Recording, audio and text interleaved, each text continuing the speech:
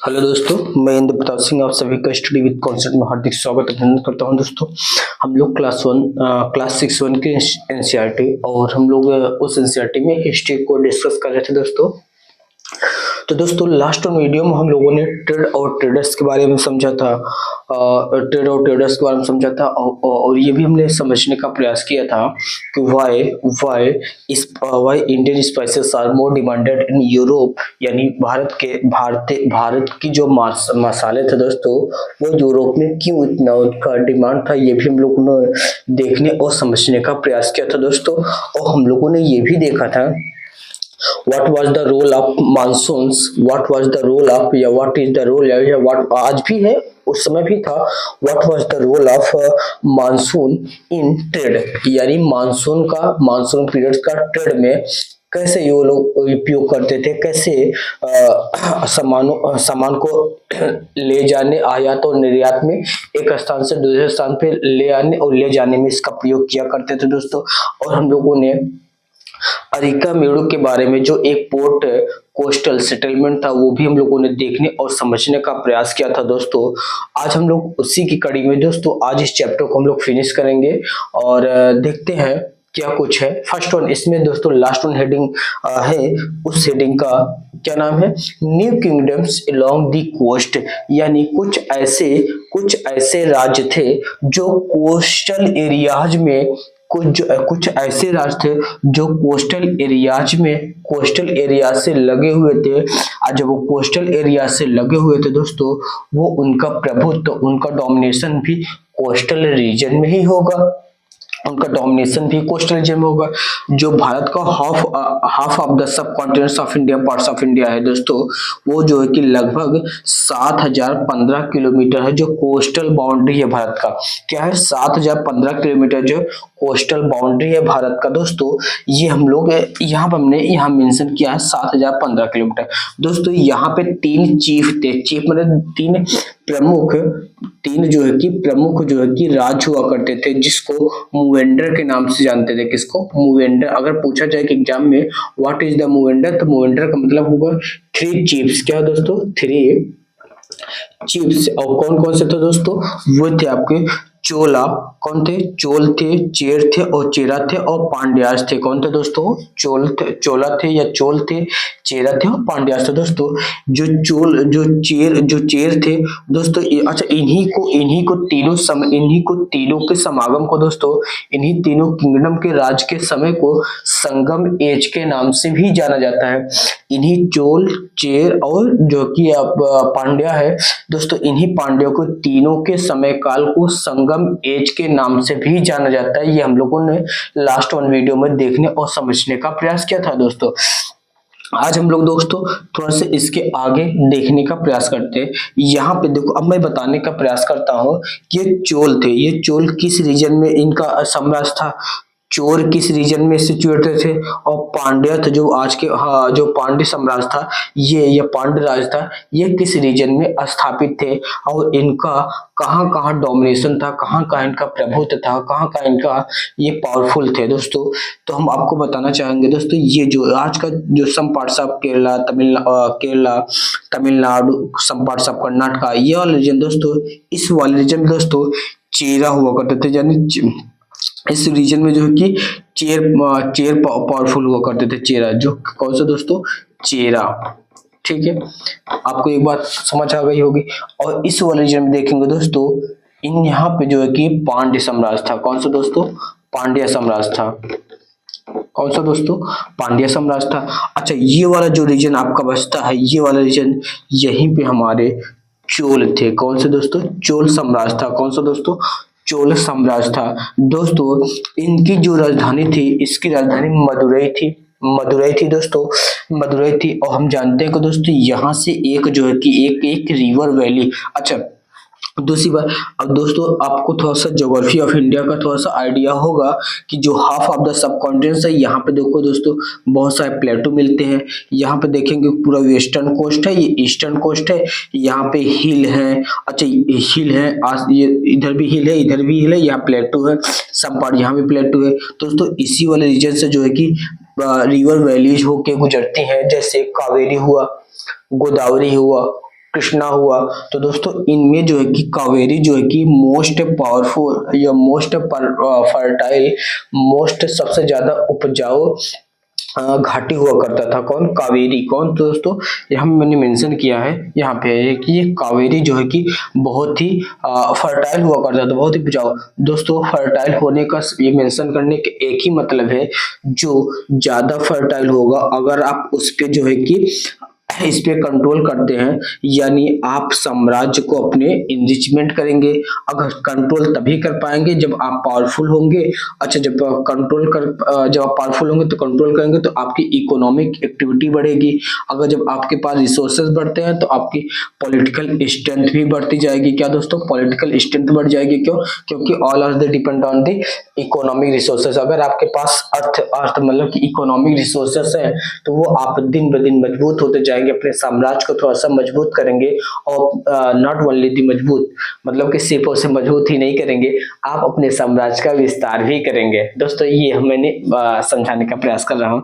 दूसरी बात दोस्तों, अच्छा अब मैं बताता हाँ, ये सारी बातें इतनी आपको समझ आ गई, किसी प्रकार कोई समस्या नहीं होगी। अब हम लोग थोड़ा सा आगे देखते हैं कि जो चोल थे ये कहाँ पे ज्यादा डोमिनेशन था। दोस्तों जो चोल थे, कौन से दोस्तों? जो चोल थे, मैं यहाँ पे मेंशन करता हूँ, आई होप आपको विजुअल होगा।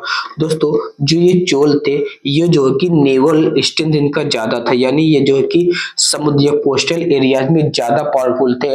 इनका एक्सपेडिशन देखेंगे तो इंडोनेशिया में था, मालदीव था, मलेशिया में था, श्रीलंका में तो था ही, क्योंकि ये पास ही पड़ता है। यानी जो कि इनकी जो कि नेवल शक्ति ज्यादा थी। ये कोस्टल एरियाज, यानी ये लोग इधर खूब आक्रमण करते थे। एक प्रकार से समझिए एक ऐसा साम्राज्य था जो दोस्तों ये बाहर जाकर भी आक्रमण किया। आक्रमण ही नहीं किया, जैसे समुद्रगुप्त में भी पढ़ेंगे हम लोग समुद्रगुप्त बारे में नेक्स्ट लेक्चर में तो बताएंगे।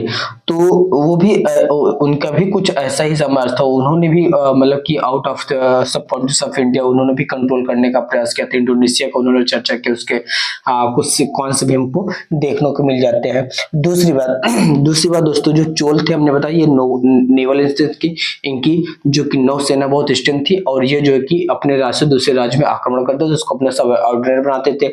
दूसरी बात ये इसका मतलब कि ऑन सी पे, समुद्र पे ज्यादा इनका प्रभुत्व था। दूसरी बात अगर लैंड पे देखा जाए तो लैंड पे कौन था दोस्तों? पांड्या थे। कौन सा दोस्तों? पांड्या जो कि जमीन पर इनका ज्यादा डोमिनेशन था, ज्यादा इनका प्रभुत्व हुआ करता था। दोस्तों आई होप अभी तक हमने जो आपको बताने और समझाने का प्रयास किया दोस्तों, ये बात आपको समझ आ गई होगी। इसमें से सिर्फ 2-3 ही बातें जो मेन है, जो एग्जाम पॉइंट ऑफ व्यू से बहुत इंपॉर्टेंट है। व्हाट इज द मूवेंडर्स क्या होते हैं, और उसके बाद चोल और चेर और पांड्या के लोकेशन क्या है, इन तीनों के समय काल को क्या कहा जाता है? संगम एज के नाम से जाना जाता है। चोल कहाँ सबसे ज्यादा डोमिनेशन था इनका, पांड्या कहाँ सबसे ज्यादा डोमिनेशन था, और चेरा जो है कि ये भी अपने ही रीजन में थे। बाद में चोल ने इसको हरा करके अपने सब ऑर्डिनेट पे बना लिया था। दोस्तों इन सारी बातों को, और दूसरी बात कि अगर आपसे पूछा जाएगा मोस्ट फर्टाइल रिवर वैलीज कौन है दोस्तों, आपका कौन सा है? कावेरी है। दोस्तों इतनी सी बात आपको याद रखनी है। अब हम लोग थोड़ा सा इसके आगे देखने का प्रयास करते हैं, what is the special in next. तो हम लोग दोस्तों इसके थोड़ा सा आगे देखने का प्रयास करते हैं। अब दोस्तों हम लोग ये देखने का प्रयास करते हैं कि इनका जो है कि टैक्स स्ट्रक्चर क्या हुआ करता था। ये क्या मतलब कि रेगुलर टैक्स को कलेक्ट करते थे। तो दोस्तों मैं आपको बताना चाहता हूँ, ये जो ये तीनों संगम एज के जो मूवेंडर्स थे, जो चीफ थे दोस्तों, ये क्या करते थे? रेगुलर टैक्स को ना लेकर के ये गिफ्ट लेते थे। क्या करते थे? गिफ्ट लेते थे। अच्छा टैक्स भी कलेक्ट करते थे, यानी मतलब ये थोपा नहीं करते थे, यानी ये गिफ्ट के फॉर्म में क्या करते थे? गिफ्ट लेते थे। जो और छोटे से जो और जिस प्रकार से जो और इनके सबऑर्डिनेट हुआ करते थे, इनसे वो जो गिफ्ट कलेक्ट करते थे, और गिफ्ट से ही और जो क्या करते थे, और मैंने बता दिया फर्टाइल रीजन था, तो उन्हीं को गिफ्ट के फॉर्म में जो लोग अपना साम्राज्य को जो है कि एक्सपेंशन किया करते थे। यानी टैक्स रेगुलर टैक्स भी था और गिफ्ट भी था। Most of the dependent on the gift. Gift जानते हैं कि मतलब आप स्वेच्छा से जो भी कुछ आप छोटा बड़ा जितना भी दिया जाता है, तो वो सारा चीज लोगों के पास ये सिस्टम हुआ करता था। दूसरी बात दोस्तों थोड़ा सा हम लोग इसको आगे, अच्छा गिफ्ट में क्या क्या था वहां पे? तो गोल्ड था, प्रेसियस स्टोन हुआ करते थे। क्या हुआ था? तो प्रेसियस प्रेशियस स्टोन हुआ करते थे। अच्छा गोल्ड था, प्रेशियस स्टोन हुआ करते थे, इन सब चीज का दोस्तों। अच्छा फर्टाइल रीजन है, कावेरी रीजन है, तो यहाँ पे क्या होता मतलब कि एग्रीकल्चर प्रोडक्शन का खूब अच्छा खासा यहाँ इनको वो मिल जाता था, एज मिल जाता था दोस्तों। दूसरी बात, अच्छा जब यहाँ हमने बता दिया हिल है और ये प्लेटू है, तो यहाँ हिल जंगलों से आपको क्या मिल जाएंगे, जानवर मिल जाएंगे, यानी एलिफेंट। अच्छा जो लोग चैरियट वगैरह बनाते हैं, चैरियट मिल जाते हैं। इन सभी चीजों को दोस्तों जब ये गिफ्ट के फॉर्म में मिलता था, ये अपने साम्राज्य को विस्तार करने, अपने साम्राज्य को स्ट्रेंथन करने में इन सब चीज रिसोर्सेस का प्रयोग किया करते थे। उसके बाद थोड़ा सा हम लोग आगे देखते हैं, आगे देखने का प्रयास करते हैं दोस्तों। ये संगम एज की बात हो गई दोस्तों। जब मौर्य साम्राज्य का विघटन होता है, मौर्य साम्राज्य का विघटन होता है, तो एक जो है कि मात्र सत्ता आता है, उसका नाम है सातवाहन। कौन सा दोस्तों? सातवाहन। अच्छा सातवाहन ये किस लिए जानते जाते हैं? अच्छा आईवीसी पूछा जाएगा, आई इंडियस इंडियन वैली सिविलाइजेशन अगर पूछा, सिंधु घाटी सभ्यता के बारे में पूछा जाए, ये भी जो है कि ये भी मेट्रियलिकल सोसाइटी नहीं, ये मेट्रियलिकल सोसाइटी थी। और ये भी कैसा साम्राज्य था? ये भी मेट्रियलिकल साम्राज्य हुआ करता था, जिसका जो ये लगभग सातवाहन जो है कि वेस्टर्न भारत में, कहा दोस्तों? वेस्टर्न इंडिया में। कहा? वेस्टर्न इंडिया में जो है कि लगभग 200 वर्षों तक इन्होंने शासन किया वेस्टर्न इंडिया में। वेस्टर्न इंडिया मतलब कि ये वाला पार्ट दोस्तों, इस वाले पार्ट्स में जो है कि 200 वर्षों तक इन्होंने यहाँ मैं इसको थोड़ा सा इरेज करके तब आपको दिखाता हूँ।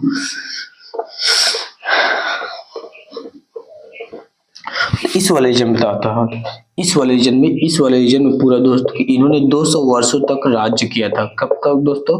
200 वर्षों तक राज्य किया था। इसमें जो है कि मोस्ट पावरफुल जो राजा हुआ था वो गौतमी पुत्र सतकर्णी हुआ था। कौन सा? गौतमी। अच्छा गौतमी क्या था? सतकर्णी की माता थे गौतमी, बालाकृष्णन का नाम था गौतमी सतकर्णी। अब गौतमी पुत्र सतकर्णी ऐसे ये लिखते थे। अच्छा गौतमी पुत्र, यही बात दिखाता है कि ये इनकी सोसाइटी कैसी थी? मेट्रियलिकल सोसाइटी थी दोस्तों। ये सारी बातें हमको सातवाहन डायनेस्टी के बारे में याद रखना है कि ये 200 वर्षों तक कहाँ पे शासन किया था, वेस्टर्न पार्ट्स ऑफ इंडिया में। और ये कैसे इनकी सत्ता थी, जो मेट्रियलिकल थे, पेट्रियलिकल सोसाइटी नहीं थी। यहाँ मात्र सत्ता प्रधान थी। और इसमें सबसे पावरफुल राजा कौन हुआ करता था? तो गौतमीपुत्र सतकर्णी हुआ करता था दोस्तों। थोड़ा सा इसको हम लोग आगे बढ़ते हैं। अच्छा इसके कुछ इंस्क्रिप्शन आपको देखने को मिल जाते हैं, जो इनकी माता जी की हैं, गौतमी बालाकृष्ण के नाम भी। यहाँ से हमको ये सब चीज की जानकारी मिलती है। तो दोस्तों इसको हम लोग आगे बढ़ते हैं। तो जैसे ये हमारा क्या है, इंडियन सब कॉन्टिनेंट का ये मैप है। तो दोस्तों मैं थोड़ा सा यहाँ पर आपको इंट्रोड्यूस कराता हूँ सिल्क रूट के बारे में और इसका क्या महत्व था और यहाँ पे कौन से साम्राज्य हुआ करते थे। दोस्तों ध्यान से देखिएगा, बहुत ही इंपॉर्टेंट बात बताने चल रहा हूँ दोस्तों। यहाँ पे जो कि यहाँ पे सिल्क रूट हुआ करता था। ये मतलब कि इस वाले देखो, ये पूरा क्या है आपका, ये पहाड़ी क्षेत्र है। तो यहीं से जो है कि यह चाइना से ये पूरा चाइना पार्ट है। यहाँ से दोस्तों सिल्क रूट हुआ करता था। सिल्क रूट का मतलब कि यहाँ से सिल्क का आयात निर्यात हुआ करता था, यानी सिल्क का यहाँ से आवागमन हुआ करता था। और यहाँ पे दोस्तों कुषाण कौन थे? कुषाण कनिष्क, जो बाद में श्रीनगर को कंट्रोल किया और यहाँ मथुरा को उसको सेकंड राजधानी बनाया। पहली राजधानी उन्होंने पेशावर को बनाया था। ये हम लोग लास्ट वीडियो में खूब अच्छे से चर्चा कर रखा है दोस्तों। तो इसी सिल्क रूट पे दोस्तों कनिष्क ने अपना प्रभुत्व स्थापित किया, इसको कंट्रोल किया। और ये जब ये सिल्क कंट्रोल कर लेता है दोस्तों, ये जो है कि ये इस पूरे रीजन के पॉलिटिकल सिस्टम को पहले कंट्रोल करता है। और जब ये सिल्क रोड पे कंट्रोल कर लेता है, इसकी इकोनॉमिक स्ट्रेंथ बढ़ने लगती है। इसलिए कुषाण साम्राज्य बनता है। और यहीं से उसके पास जब रिसोर्सेस होते हैं, उन्होंने गोल्ड के कॉइन्स और डिफरेंट प्रकार के अपने साम्राज्य में दोस्तों इन्होंने योगदान किया। आई होप मैं आपको बताने में सफल रहूंगा what is the role of silk road. आप कोई भी चीज जहाँ पे खूब ज्यादा तादाद का आयात निर्यात होता है, आपने इसको कंट्रोल कर लिया, तो यानी आपके पास रिसोर्सेस बढ़ गए, आप अपने साम्राज्य को स्ट्रेंथन करेंगे। दोस्तों इन्हीं सब शब्दों के साथ इस चैप्टर को हम लोग यहाँ पे समाप्त करते हैं। अब इस चैप्टर में बहुत कुछ नहीं है, मैंने सारा कुछ बताने का प्रयास किया, सिल्क रोड को दिखाने का प्रयास किया, सिल्क रोड को कंट्रोल करने का क्या उसका महत्व था ये भी हमने आपको बताने और समझाने का प्रयास किया। और ये लोग टैक्स इनका जो रेगुलर टैक्स कलेक्ट करने का जो माध्यम था वो तो कंटिन्यू था, ऐसा नहीं कि अब ये कर लेंगे तो ये सारा रिसोर्सेज यही आया था, यानी कि इनकी ये स्ट्रेंथन में बहुत बड़ा योगदान करता है ना। इसलिए अब कुषाण ऐसा साम्राज्य था दोस्तों, ये जाके चाइना पे भी आक्रमण किया था, अदर मतलब कि आउट ऑफ इंडिया भी ये जाके मतलब इसको कहा जाता है इंटरनेशनल साम्राज्य, जैसे ब्रिटिश जो कि उनका कहीं और ठिकाना था और आके हमारे साम्राज्य पे हमारे भारत पे उन्होंने कंट्रोल किया, भारत को कंट्रोल किया। इसी प्रकार से कुषाण भी थे, इसी प्रकार से चोल भी थे, दो ही साम्राज्य हमारे भारत में जो ऐसे राज्य देखने को मिलते हैं जो आउट ऑफ इंडिया जाकर उन्होंने भी आक्रमण किया, उन्होंने दूसरे राज्य को कंट्रोल करने का प्रयास किया, लेकिन और साम्राज्य हमको देखने के लिए वो हमेशा अपने आप को डिफेंड करते थे, बचाते थे, कोई आक्रमण उसको वापस कर दो, फिर अपने रीजन में रहते थे, ऐसे ऐसे रहते थे दोस्तों। अब थोड़ा सा हम लोग आगे बढ़ेंगे तो थोड़ा और अच्छे से बेहतरीन और अच्छे से कॉन्सेप्ट को हम लोग देखने और समझने का प्रयास करेंगे दोस्तों। अगर आपको ये वीडियो अच्छी लगती है दोस्तों, अभी तक हमारे वीडियो को जिन्होंने लाइक नहीं किया, चैनल को सब्सक्राइब नहीं किया दोस्तों, आपसे हम्बल रिक्वेस्ट करते हैं कि वीडियो को लाइक करें, चैनल को सब्सक्राइब करें। जिन्होंने ये दोनों काम कर रखा है दोस्तों, अपने दोस्तों में ज्यादा से ज्यादा शेयर करें। अगर ये वीडियो ऐसे लोगों के पास पहुंच जाता है जिनके हो सकता है उनके काम का ना हो, या फिर उनके काम का ना हो, तो अपने छोटे बड़े भाई या जो भी हो जो सिविल सर्विसेज की तैयारी कर रहे हैं या फिर करने की सोच रहे हैं, या उनका आप चाहते हैं कि इस फील्ड में आए, उसके अपने मतलब कि ऐसा कुछ वो प्लान बना रहे हैं, तो दोस्तों इस वीडियो को उनको रिकमेंड करें, वो लोग देखें और उस वीडियो को समझें, प्रॉपर पहले अपनी अंडरस्टैंडिंग को डेवलप करें, तो चीजें दोस्तों आपको लिंक करते चले जाएंगे। तो इन्हीं सब शब्दों के साथ दोस्तों आज की वीडियो को हम लोग यहीं समाप्त करते हैं, मिलते हैं नेक्स्ट वीडियो में, तब तक के लिए दोस्तों जय हिंद, जय भारत, थैंक यू।